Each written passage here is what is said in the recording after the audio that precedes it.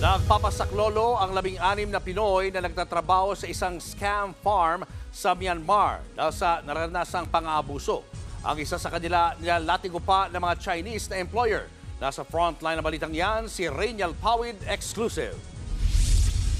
Puro pasa ang puwet ng Pinay na si Maria dahil sa latay. Nakuha niya yan sa pagtatrabaho sa isang scam farm o illegal na call center sa Myanmar.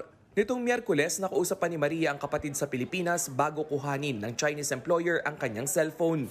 Tinotorture raw roon ng Pinay dahil hindi niya naaabot ang araw-araw na kota na $2,500 o nasa 142,000 pesos sa cryptocurrency scam.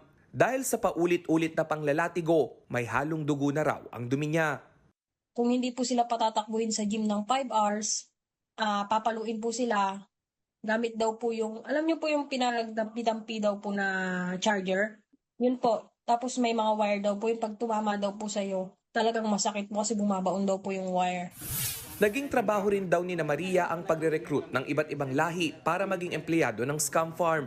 16 daw silang Pinoy na nagpapasaklolo sa scam farm na pinapasukan ni Maria.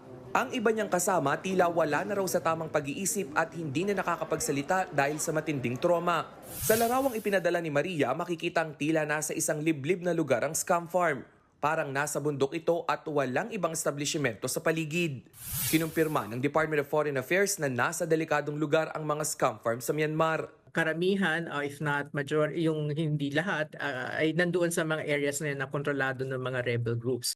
Beware of offers to work in Southeast Asia even without work visa. Sa ngayon, nakikipagtulungan na ang pamahalaan sa Thai at Myanmar government para sa mabilis na repatriation ng mga biktimang Pinoy.